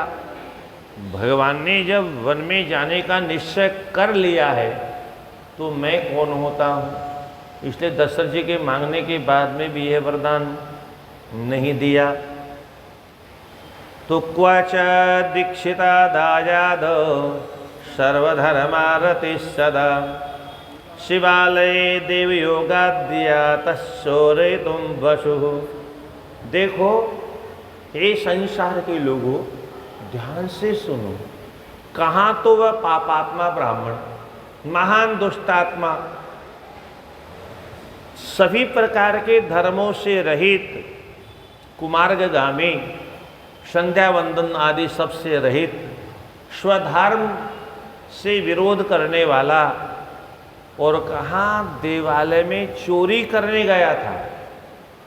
बहुत अच्छा काम करने नहीं गया था, पूजा करने नहीं गया था, चोरी करने गया, धन की चोरी करने। कहाँ? मंदिर में। और जगह चोरी करे सो करे, मंदिर में चोरी करने गए। वो घंटा वाले बात तो आप जानते हैं कैसे भोले बाबा प्रकट हो गए। तो सर्वार्थ दीप दशोद्योत लिंग बोलित तमोहरः, अपने स्वार्थ के लिए उसने अपना कपड़ा जला करके मंदिर में प्रकाश किया, बस इतना सा। इसी को भगवान ने अपने यहाँ दीप दान मान लिया और उसके बल पर इतना बड़ा साम्राज्य का अधिपति बनाया और अगले जन्म में उसको कुबेर बना दिया। कलिंग विषय राज्यम प्राप्तो धर्मरतिं शरः शिवालय समुदीप्य दीपान् प्राग्भासयो क्वेशः दिक्कपाल पदवीं मुनीश्वर विलोकय मनुष्य धर्मिणानेन सांप्रप्तं येन भुज्यते। इस प्रकार से भगवान प्रसन्न होते हैं तो सभी प्रकार की कामनाएं प्रदान करते हैं। नारद जी ने पूछा, भगवान इसके बाद में जब शरीर उसका शांत हो गया तब किस रूप में उसका जन्म हुआ? और मैंने सुना कि वो भोले बाबा की कृपा से कुबेर बन गए। और मैंने ये भी सुना है कि भोलेनाथ उनके मित्र भी थे, कुबेर के सखा कहे जाते थे। हर हर महादेव शंभो काशी विश्वनाथ गंगे, हर हर महादेव शंभो काशी विश्वनाथ गंगे, हर हर महादेव शंभो काशी हर हर महादेव शंभो काशी विश्वनाथ गंगे, हर हर महादेव शंभो काशी विश्वनाथ गंगे। ब्रह्मोवाच पाद्मे कल्पे मम पुरा ब्रह्मणो मानसात् सुतात् पुलस्त्यद्विश्रवा यज्ञे तस्य वे श्रवणः श्रुतः। ब्रह्मा जी कहते हैं, नारद, मैं जब पाद्म कल्प में था, ब्रह्मा बना था, उस समय मेरे मन से संकल्प से जो सृष्टि हुई उसमें 10 पुत्रों का प्राकट्य हुआ। तुम भी उसी में एक थे। पुलस्त नाम का जो मेरा पुत्र था उसके पुत्र का नाम हुआ विश्रवा, और विश्रवा की केकशी नाम की पत्नी थी जिसका पुत्र हुआ कुबेर। विश्रवा के बेटे का ही नाम रावण था और लोग उसको राक्षस कहते हैं। तुलसीदास जी तो बहुत प्यारी चौपाई लिखी, उत्तम कुल कुलस्त्र करनाती शिव विरंसी पूजे बहु भांति, नृप अभिमान मुह बश किम्बा हरियाणु सीता जगदम्बा। उत्तम कुल में पैदा हुआ। अब मैं आपसे पूछता हूँ, आप राक्षस क्यों कहते हो? आप कहोगे हम तो सुनते आ रहे हैं तो हम भी कह रहे हैं, तो ये राक्षस नाम पड़ क्यों गया? राक्षस तो कोई सींग कुछ तो थी नहीं रावण के, और उत्तम कुल में पैदा हुआ। रावण के वंशावली को अगर आप जानना चाहते हो तो सभी लोगों को जानना चाहिए। भगवान नारायण सबसे पुरखे नारायण, नारायण के बेटे का नाम ब्रह्मा जी, ब्रह्मा जी के बेटे का नाम पुलस्त्य, भगवान का के पोते हुए ना पुलस्त्य, और पुलस्त्य के बेटे का नाम हुआ विश्रवा, और विश्रवा का बेटा रावण। तो भगवान की चौथी पीढ़ी में रावण पैदा हुआ। राक्षस कैसे हो गया? इसलिए हमारा शास्त्र कहता है, शास्त्र विरुद्ध जो काम करता है वही राक्षस है। वेद विरुद्ध जो कर्म करता है, रावण क्या करता था? यही करता था, जेहि विधि होई धर्म निर्मूला, करहि सो सदा वेद प्रतिकूला। जिस प्रकार से धर्म का नाश हो, वही वेद के विरुद्ध सारे काम करता था। रावण करे वेद विरुद्ध तो भी राक्षस, हिरण्यकश्यप शास्त्र विरुद्ध काम करे तो भी राक्षस, कंस अगर वह भी वेद विरुद्ध काम करते तो उसको भी राक्षस कहते हैं। दुर्योधन को भी हम राक्षस मानते हैं, राक्षस थोड़े था। वेद विरुद्ध काम करने वाला मनुष्य राक्षस है, चाहे वो पहले करे चाहे आज के युग में करे। और आज के युग की विशेषता है, लगभग हर व्यक्ति शास्त्र विरुद्ध काम करता है, क्योंकि शास्त्रों को तो पढ़ता ही नहीं, स्वयं शास्त्रों को कोई पढ़ता नहीं और शास्त्रों को कोई हमें सुनाता नहीं, और शास्त्रों को सुनाने वाले विद्वान हम तैयार नहीं कर रहे हैं। क्या होगा भविष्य में? हमारी संतान का क्या होगा? हमारे औलादों का क्या होगा? भारतवर्ष के अंदर रहने वाले लोग कहाँ जाएंगे? किस लोक में जाएंगे? धर्म की क्या दुर्दशा होगी? बिना विद्वानों के आज भी यही दशा है।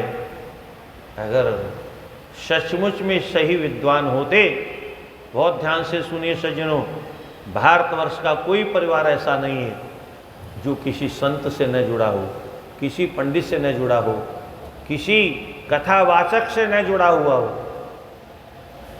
फिर हमारे ये हिंदू मुर्दे की पूजा करने क्यों जाते हैं? क्योंकि कोई रास्ता नहीं बताता है, ये गलत है, ये कोई गुरुजी नहीं बताते हैं, कोई शंकराचार्य नहीं बताते हैं। उसका परिणाम है, एक शंकराचार्य ने थोड़ा हल्ला किया तो कोर्ट ने अब निर्णय दिया कि साईं बाबा का शरीर मुस्लिम था, अब आगे वो कुछ नहीं कर सकते, जिसको पूजा करना करो, डिसीजन दे दिया, कोर्ट का निर्णय आ गया। पर भगवान मानने वाले आज भी भगवान मान रहे हैं। वहाँ के अध्यक्ष ने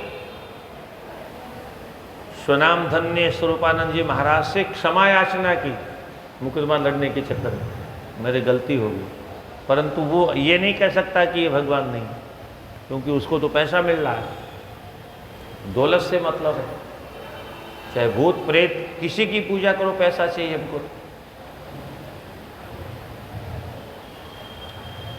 सनातन धर्म भटक रहा है, कोई मुर्दे को चद्दर चढ़ा रहा है। अरे जिसको भगवान की पूजा करने का सौभाग्य नहीं मिला, मंदिर में जो नहीं जा सकता, उनको जाने दो मुर्दों के पास। आप काहे को जाते हो? हमारे यहाँ तो बहुत भगवान है, लाइन लगी हुई, मंदिरों की कोई कमी नहीं। लक्ष्मी नारायण भगवान सारे संसार का भरण पोषण करते हैं। भोले बाबा का भंडार कभी बंद नहीं होता। और भगवान ने हनुमान जी को भी अष्टसिद्धि नवनिधि के दाता असवर दीन जानकी, लक्ष्मी जी का दिया हुआ वरदान है, चाहे जिसको अष्टसिद्धि नवनिधि दे सकते हो। तो ऐसे हनुमान जी को छोड़ करके, भगवान लक्ष्मी नारायण को छोड़ करके, भगवान रामकृष्ण को छोड़ करके, विश्वनाथ भगवान को छोड़ करके किसी मुर्दे की पूजा करने की हमें क्या जरूरत है भाई? पर चूंकि हम धर्म को नहीं जानते हैं, इसलिए हम चले जाते हैं, किसी के बहकावे में आते हैं और सत्संग करने के नाम पर ऐसे लोगों में चले जाते हैं जो मूर्ति पूजा नहीं मानते। निरंकारी फलाना हो, ब्रह्मा कुमारी, पता नहीं कितने कितने पंथ हैं जो भगवान को भगवान नहीं मानते। वहाँ जाने वाले सब नरक में जाने वाले। शास्त्र प्रमाण है व्यक्ति प्रमाण नहीं।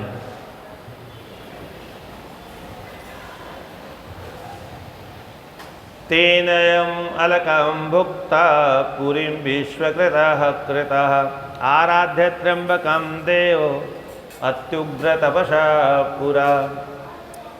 वह कुबेर तपस्या में रत हो गए और तपस्या करते करते एक बार वो समाधिस्थ हो गए। सेवेकादश्य मुद्बोध्य चितरत्न प्रदीपके अनन्य भक्ति स्नेहाढ्य स्तनमयो ध्यान निश्चलः। भगवान का ध्यान करते करते समाधिस्थ हो गए। सेवेक्यम सुमहापात्रम तपोग्नि परिबृंहितम काम क्रोध महाविघ्न पतंगाघात वर्जितः।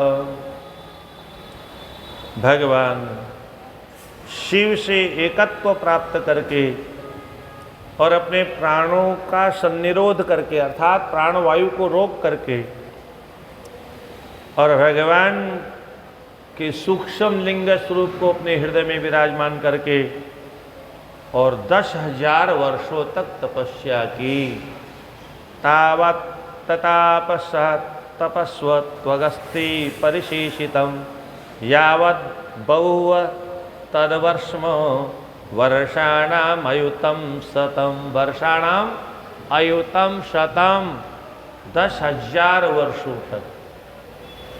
अब आज हमको 10 मिनट भी तपस्या नहीं की जा सकती। समाधि तो बहुत ऊंची बात है, 10 मिनट हम बैठ नहीं सकते एक आसन पर।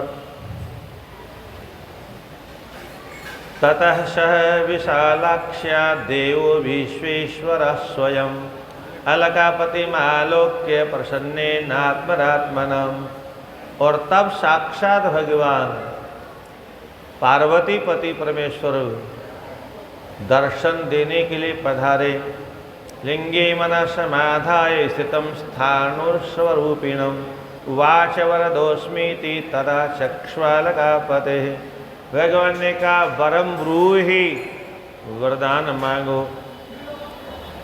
कुबेर ने आंखें खोल के सामने देखा श्रीकंठ भगवान, नीलकंठ भगवान, चंद्रचूड़ भगवान, माधव भगवान, उमा माधव, उमा धवम, उमाया धवम, धवम अर्थात पति, उमा देवी के स्वामी का दर्शन किया। तत्तेज परिभूताक्षितेज सम्मिल्य लोचन। आंखें बंद हो गई उनके तेज का दर्शन करके। और उसके बाद में कहते हैं अमेव वरो नाथ यत्त्वं साक्षात् निरीक्षसे। हे भगवान, अब आपका दर्शन हो गया, अब मुझे और किसी वरदान की क्या जरूरत है। निरंतर आपका दर्शन प्राप्त होता रहे, बस यही वरदान प्रदान करो। भगवान का एक बार दर्शन हुआ तो बगल में माँ पार्वती खड़ी हुई थी। अब जो ही मैया को पास में देखा, उस भक्त के हृदय में नाना प्रकार के भाव उत्पन्न होने लगे। वह कुबेर मन में विचार करता है, आहा, ये देवी कितनी भाग्यशालिनी है, न जाने इसने कौन सा महान पुण्य किया होगा जिसके बल पर ये भगवान की सदा साथ में रहती है। बिना पुण्य के ऐसा संभव नहीं। प्रसार्य नयने पूर्वम उमामेवं व्यलोकयत् ततोषो यागदत्तेषु तदसामर्थ्यमवाप्य च। कौन सा ऐसा पुण्य किया इसने जिस पुण्य के बल पर शिवजी के साथ में रहने का सौभाग्य, हाय हाय, ये सौभाग्य मुझे क्यों नहीं मिला। किसी को आप अगर पूजा नहीं करते हो, किसी को पूजा करते देखो, आप तीर्थ में नहीं जाते हो, किसी को तीर्थ में जाते हुए देखो, आप कथा नहीं सुनते हो और किसी को कथा सुनते हुए देखो, तो अपने आप में थोड़ा गिलानी का अनुभव करते हुए भगवान से पूछना है, भगवान इस महापुरुष ने कौन सा पुण्य किया और मैंने ऐसा कौन सा पाप किया है जिस पाप के परिणाम स्वरूप मुझे आप कभी नहीं बुलाते हो, इसको हर साल बुला लेते हो। ये बराबर सत्संग में सत्संगी में रहते हैं। हे भगवान, जैसी कृपा आपने इस पर की है हमारे पड़ोसी पर, ऐसी कृपा हमारे ऊपर भी कर दो, हमें भी ये सौभाग्य बराबर मिलता रहे। तो निरंतर जब दर्शन करने लगा, मैया की ओर देखने लगा, तो शंभो समीपे कायो शिरीषा सर्वांग सुंदरी अनया किम तपस्तप्तम ममापि तपसोधिकम। निश्चित ही इसने मेरे से ज्यादा पुण्य किया। बिना पुण्य किए तो भगवान की सन्निधि में कोई पहुंच नहीं सकता। अहो रूपमहो प्रेमो सौभाग्यम श्रीरहो भृशम इत्यावादिदशो पुत्रो मुहुर्मुहुरति वही। बार बार चिंतन करता हुआ आखिर इसने कौन सा पुण्य किया, कौन सा पुण्य किया। अब मैया को लगा कि ये मुझे गलत दृष्टि से देख रहा। राधे राधे, बार बार मेरी ओर देख रहा है। निश्चित ही इसके मन में कोई बुरी दृष्टि है, पाप है इसके हृदय में। और मैया को क्रोध आ गया। कूरदृग्वीक्षते यावत् पुनः पुनरिदं वदन् तावस् कुस्फोट तन्नेत्रं वामं वामां विलोकनात्। अरे तुम बार बार मेरी ओर कुदृष्टि से देख रहे हो। बस मैया ऐसे एक बार उसकी ओर थोड़ा सा कोप से देखा, उसकी बाई आंख उसकी साफ हो गई, एक आंख रह गई। और उसके बाद में भोले बाबा से कहती, अथ देव्य ब्रवीदेवं किमशो दुष्टतापसः अस्कृद्वीक्ष मां भक्ति वत्वं ते तपः प्रभा। अरे प्रभु, ये कौन से दुष्ट तपस्वी के पास आप मुझे ले आए? अरे ये निरंतर मेरी ओर देख रहा है। मेरी तपस्या, आप मेरी तपस्या के तेज को प्रकट करिए और इसको भस्म कर दीजिए। भगवान बोले, देवी थोड़ा शांति धारण करो। मैया कहती है, शांति क्या होती? अस्त्रद दक्षिणाक्षणा पुनर्मामेव पश्यति असूयमानो मे रूपम प्रेम सौभाग्य संपदः। निश्चित ही इसे मेरे सौंदर्य से घृणा हो रही, इसलिए बार बार मेरे रूप को देख रहा है। इति देवी गिरं श्रुत्वा प्रहस्य प्राहतां प्रभु उमे त्वदेय पुत्रोऽयं न च क्रूरेण चक्षुषा। 22 नंबर 19 का 22। अरे देवी, आपने गलत समझ लिया इसे। ये तो तुम्हारा पुत्र है, मेरा भक्त है, तो आपका बेटा हुआ कि नहीं हुआ? और ये जो आपकी ओर देख रहा है, इसका देखने का उद्देश्य जो आप समझ रही हैं वह नहीं है। यह तो आपके सौभाग्य से ईर्ष्या कर रहा है। हाँ, भागवत में पृथु जी क्या बताएं, वो भी यही कहते हैं, हे भगवान, क्या मेरे में और आपके घर वाले में कभी झगड़ा हो जाएगा क्या? भगवान ने कहा, क्यों ऐसा सोचते हो? बोले, मैं भी आपके चरणों की सेवा चाहता हूँ और ये तो आपके चरणों में हमेशा रहती ही रहती है। तो एक ही लक्ष्य हम दोनों का है। मैं भी आपके चरणों की सेवा करना चाहता हूँ, भगवती आपके चरणों की सेवा छोड़ना नहीं चाहती। और एक ही लक्ष्य जब दोनों का होगा तो कहीं न कहीं झगड़ा अवश्य होगा। पर मुझे आप कृपा करके यह बताइए, कदाचित हम में और मैया में झगड़ा हो जाए तो आप पक्ष किसका लोगे? आप ये बताओ, किसका पक्ष लोगे? जहाँ तक मैं आपके स्वभाव को जानता हूँ, आप बहुत बड़े दयालु हैं, बहुत बड़े कृपालु हैं, दीन बंधु हैं, पतित पावन है, अधम उदाहरण है। अरे लक्ष्मी तो सदा आपके साथ में रहती रहती है। अगर मैं आपके चरणों की सेवा चाहूँ और कदाचित लक्ष्मी जी को मुझसे ईर्ष्या हो जाए तो आप अपनी लक्ष्मी को समझाओगे, ये नया भक्त है, इसकी कामना है, करने दो नहीं से सेवा। आप लक्ष्मी को महत्व नहीं दोगे, आप मेरे जैसे तुच्छ भक्त को महत्व दोगे, ये मुझे पूरा का पूरा विश्वास है। और वैसे भी लक्ष्मी नाराज नहीं होगी, मुझे ये भी विश्वास है, क्योंकि नए नए भक्तों के ऊपर माँ भी कृपा करती है। तो असूये मानो, ये जो आप समझते हो कि मेरे रूप से असूया करता, ऐसा नहीं है। ये संपश्यति तपो लक्ष्मीं तव किं त्वधिवर्णयेद इति देवीं समाभाष्य तमीशः पुनरब्रवीद। ये चिंतन कर रहा है, इसने कौन सा पुण्य किया है, किस पुण्य के बल पर ये मेरे साथ में ऐसा चिंतन कर रहा है, इसलिए आप इससे बिल्कुल बुरा नहीं मानो। और भगवान उससे वरदान देते हैं, वरान ददामि ते वत्स तपसा नेन तोषितः निधिनाम अथ नाथस्त्वं गुह्यकानां भुवनेश्वर। हे बालक, हे वत्स, मैं तुम्हारे ऊपर बहुत प्रसन्न हूँ।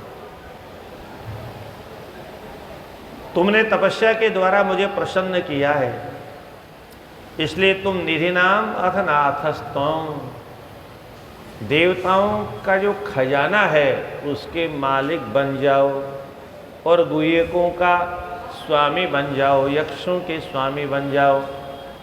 यक्षाणाम किन्नराणाम च राज्ञां राजा च सुब्रत पति पुण्यजनानां च सर्वेषां धनदो भव। यक्षों के, किन्नरों के, राजाओं के, पुण्य जनों के पालक बन जाओ, सबको धन दाता हो जाओ। एक नाम इनका धनद भी है। धनद मतलब धनम ददाति इति धनद, दूसरों को जो धन दे। जब कभी किसी भक्त को धन की आवश्यकता होती है तो यही खजाने में से आता है। संसार में जहाँ कहीं किसी को भी धन की आवश्यकता होती है तो हम सबकी रिजर्व बैंक वही है। पृथ्वी की रिजर्व बैंक यहाँ कहीं हो सकती है, परंतु पूरे भूमंडल की नहीं, अनंत अनंत अनंत अनंत अनंत अनंत ब्रह्मांडों का जो रिजर्व बैंक का कोष खजाना है वह देवलोक में है। आप लोगों ने वो महाराज रघु का वो कथानक सुना होगा, जब एक बार कुबेर पर चढ़ाई करने का निर्णय किया। वर्तंतु का शिष्य कौत्स गुरुकुल में अध्ययन करने के बाद जब चलने लगा तो गुरु से बोला, गुरुजी क्या गुरु दक्षिणा दूं आपको? अरे बोले, बेटे तुमने विद्या अध्ययन किया, यही दक्षिणा है हमारी। कोई ब्राह्मण चारों वेदों का अध्ययन कर ले, षड शास्त्रों का अध्ययन कर ले, इससे बड़ी दक्षिणा और क्या हो सकती है? पुराने जमाने में पैसे से अध्ययन नहीं होता था, और जब पैसे से अध्ययन नहीं होता था, कान खोल के सुनिए, तब छात्रों को ज्ञान मिलता था। जब से पैसे लेकर के पढ़ाई शुरू हो गई, तब से शिक्षा कह सकते हैं उसको, वो शिक्षा भी नहीं, डिग्रियां हैं। डिग्रियां मिलती है, ज्ञान मिलता ही नहीं, क्योंकि ज्ञान तो गुरुओं क्या मिलता है। ज्ञान विदेशियों के पास में नहीं है, ज्ञान तो भारतीयों के पास में था, भारतीयों के पास में है, और भारतीयों के उन भारतीयों के पास में भी उन भारतीयों के पास में है जो शास्त्रों का अध्ययन करते हैं। अन्यथा भारतीयों के पास में भी ज्ञान नहीं। इसलिए शास्त्रों का अध्ययन करने वाले गुरुजनों से पढ़ना चाहिए, तब ज्ञान की उपलब्धि होगी। फेसबुक में कुछ पढ़ लिया और गूगल में कुछ पढ़ लिया और पोस्ट डालने लग गए, इससे ज्ञान नहीं होता। महामूर्खों का भंडार भरा पड़ा है, पता नहीं क्या क्या बकते रहते हैं। तो भारतवर्ष में पैसे से अध्ययन नहीं होता। बार बार कहा, एक बार नहीं, 2 बार नहीं, 10 बार नहीं, 14 बार कहा, नहीं गुरुजी कुछ तो बताओ, कुछ तो आज्ञा दो। गुरुजी को भी अतिशय रगड़ करे जो कोई अनल प्रगट चंदनते हुई। बोले जाओ 14,000 करोड़ स्वर्ण मुद्रा लाओ। क्या बोला गुरुजी? क्या बोले? 14,000 करोड़ स्वर्ण। ये तो आज के ज़माने में बहुत कठिन काम है। हाँ, उस जमाने में, पर ब्राह्मण घबराया नहीं। और इस समय राजा कौन है? बोले रघु। बोले चलो राजा रघु के पास चलते हैं। राजा क्या जो मांगे वो मिलता है। और रघु संयोग से उसी समय यज्ञ करके सब कुछ दान करके बैठे थे। मट्टी के पात्रों में संध्या करते थे। जो स्वर्ण के पात्रों में संध्या करते थे, आज वो पात्र भी दान कर दिए, इसलिए मट्टी के पात्रों में संध्या कर रहे हैं। और ब्राह्मण ने देखा है तो मट्टी के पात्रों में संध्या कर रहे हैं, इसका मतलब इनके पास कुछ नहीं, जाना बेकार है। इनको संकोच में डालने से क्या फायदा, चलो वापस चलते हैं। और जो ही वापस चलने लगे, पैरों की ध्वनि से राजा की दृष्टि गई। राजा ने मंत्री को बुलाया, मंत्री ने वापस बुलवाया, पूछा महाराज प्रणाम करके आप क्यों आए थे? बोले महाराज मैं ऐसे ही आया था। बोले ऐसे तो कलयुग के ब्राह्मण भटकेंगे क्या? बिना किसी कारण के तो कलयुग के ब्राह्मण इतस्ततः भटका करेंगे। आप जैसे ब्राह्मण इधर उधर व्यर्थ में नहीं, बिना किसी संकट के कहीं जाते नहीं हैं, क्योंकि कुछ लेना नहीं देना नहीं। कछु लेना न देना मगन रहना। जो कोई लेना नहीं देना नहीं तो क्यों कहीं जाएगा भाई? आप बताओ। बोले महाराज बताया ना आपको, बस आप मुझे जाने की आज्ञा दी। बोल नहीं, जब तक आप बताओगे नहीं तब तक आपको यहाँ से जाने की आज्ञा नहीं। अंतिम में बताना पड़ा। अरे बोले इतनी छोटी सी बात को आप आए और वापस जा रहे हो। बोले आप दोगे कैसे? अरे बोले ये चिंता आपकी नहीं मेरी, राजा मैं हूँ, शासन मेरा काम है करना, और प्रजा की हर समस्या का समाधान करना ये राजा का दायित्व है। आप तो मेरी अतिथिशाला में विराजमान हो जाओ, कंद मूल फल आराम से पाओ, भगवान को भोग लगा के आपकी व्यवस्था हो जाएगी। फिर चिंतन किया, कह तो दिया, दूंगा क्या? अंतिम में दिमाग में निश्चय हुआ, सेनापति को बुलाया, मेरा रथ तैयार किया जाए। महाराज युद्ध का रथ, सामान्य यात्रा का रथ अलग होता है, सेनापति को बुलाया मतलब युद्ध का रथ तैयार करना।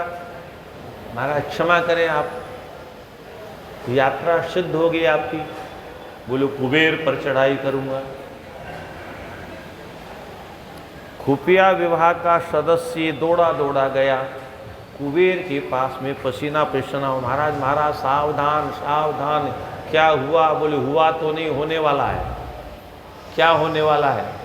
बोले अयोध्या नरेश चक्रवर्ती सम्राट महाराज रघु आपके ऊपर कल चढ़ाई करने वाले हैं। कुबेर कांप गया, थर थर थर थर। क्यों? मुझसे अपराध क्या हो गया? क्या गलती कर दी मैंने? कुछ पता लेके आए कि खाली इतना समाचार? बोले नहीं, पता करके आया हूँ, आपसे कोई अपराध नहीं बना। बोले अगर अपराध नहीं बना तो अयोध्या नरेश मेरे ऊपर आक्रमण कर नहीं सकते। मैं जानता हूं अयोध्या नरेश ऐसा पाप नहीं कर सकते। सच बताओ, कोई न कोई तो कारण होगा। बोले महाराज एक ब्राह्मण आया था, वो 14,000 करोड़ स्वर्ण मुद्रा की याचना कर रहा था, इतना सा मामला है। अरे समझ गया समझ गया। इतनी छोटी सी बात के लिए तो राजा को इतना कष्ट करना पड़ेगा? यहाँ खून खच्चर होगा, बिना मतलब मारकाट होगी। खजांची को बुलाया, खजांची बोले आज्ञा करो। बोलो सुनो, रात में कुबेर की खजाने के दरवाजे खोल दिए जाएं। किधर के लिए? बोले अयोध्या के खजाने के लिए। तो रात में अयोध्या के खजाने में टन टन टन टन टन टन टना टन टना टन टना टन सोने की मोहरों की वर्षा होने लग गई। सारा खजाना लबालब भर गए। सुबह सुबह पहरेदार भेजे गए महाराज के पास। महाराज हमने सुना आप कुबेर के पास चढ़ाई करने वाले। बोले हाँ। बोले अब नहीं करने की जरूरत। बोले क्यों नहीं करना है? ये ब्राह्मण को देना है कि नहीं देना है? बोले महाराज भंडार चकाचक भर गया। कैसे? बोले आपके डर के हमारे खजाना कुबेर ने रातों रात भर दिया। अच्छा, आके देखा, ब्राह्मण को बुलाया। बोले ये सारा सामान आपका है? अरे बोले मैं क्या? अब ये देखिए तमाशा, दाता बड़ा है कि भिखारी बड़ा है? दाता कहता सब आपके लिए आया है, इसलिए मैं इसमें से एक कौड़ी नहीं रखूंगा। और भीख मांगने वाला ब्राह्मण कहता है मुझे केवल गुरु दक्षिणा देनी है, उससे ज़्यादा एक सिक्का में लूँगा नहीं, मुझे नहीं चाहिए।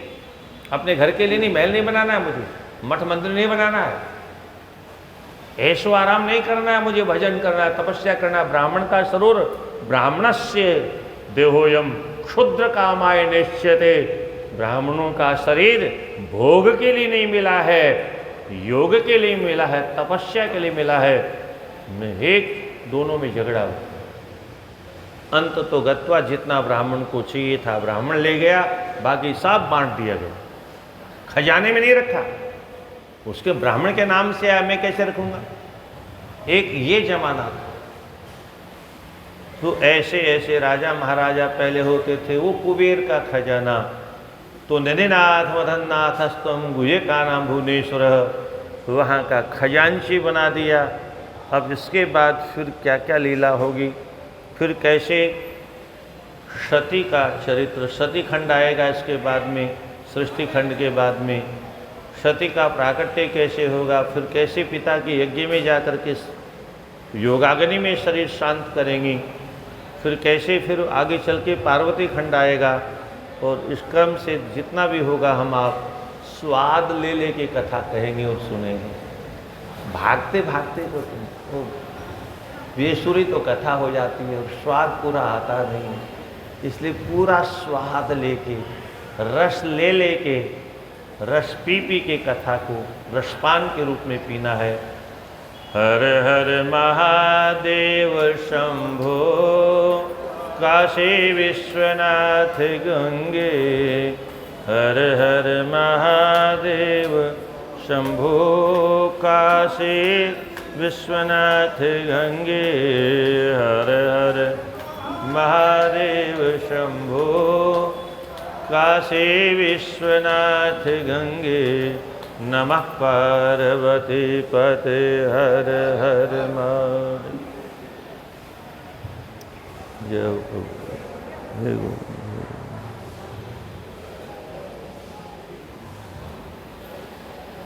हरे राम। ये मैया तो यहाँ पाठ करके आई, जब ते आई तब ते पाठ कर, एक कथा का अक्षर नहीं सुना मैया ने। सत्संग की महिमा क्या है इसका ज्ञान भी जिंदगी बीत गई पर अभी तक नहीं होगा। अब क्या होगा?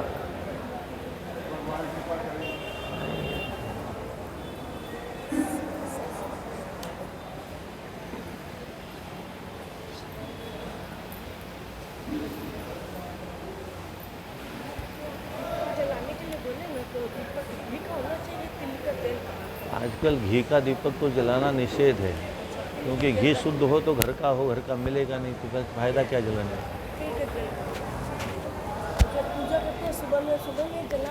हाँ, तो रात्रि में जलाना चाहिए, तो रात्रि में दीपक बाहर रख दीजिए। प्रकाश तो रात्रि में आवश्यकता होती है, दिन में भी दीपक जलाया जाता है, कोई नुकसान नहीं है।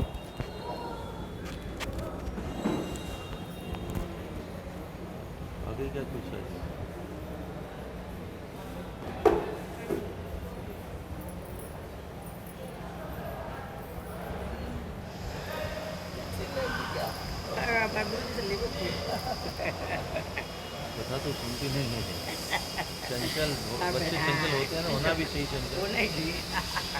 समाक्रम सुल्तानी अजूबा का भोग है। और वो बहुत अच्छी लगती है, घूम में चली जाती है, हम लोग को अच्छा लगता है।